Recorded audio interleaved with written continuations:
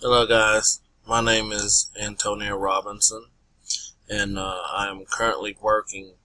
at a day treatment facility where I work with kids that has behaviors, and a majority of them do have a mental health diagnosis. In the past, I've worked at residential facilities where kids also had mental health diagnoses, and I was able to sit on a few sessions with the therapist and give them a little bit of information about how they were acting to certain interventions that they were given at that time.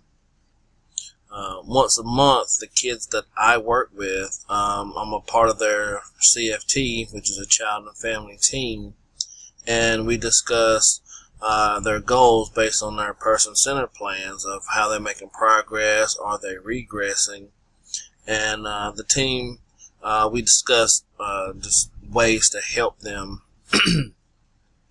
control their behaviors. A lot of times during these meetings we have a social worker, a probation officer,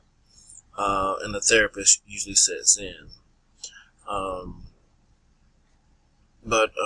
when we do our notes, the therapist usually reads over them, and that kind of helps maybe when it's time to give the kid another psych eval or reevaluate their diagnoses. Something new may come up, or they may have either been misdiagnosed or not properly diagnosed. But it's just amazing just to learn how all these diagnoses are kind of similar and run together, and I can see why this class is very important, and that there can be issues when it does come to diagnosing individuals properly, especially when it comes with kids, and there's certain diagnoses that you're not able to give them at that time. But this is my part with the kids that I work with, using the DSM-5 and being a part of that, helping them out with their diagnoses. So alright guys, you have a blessed day.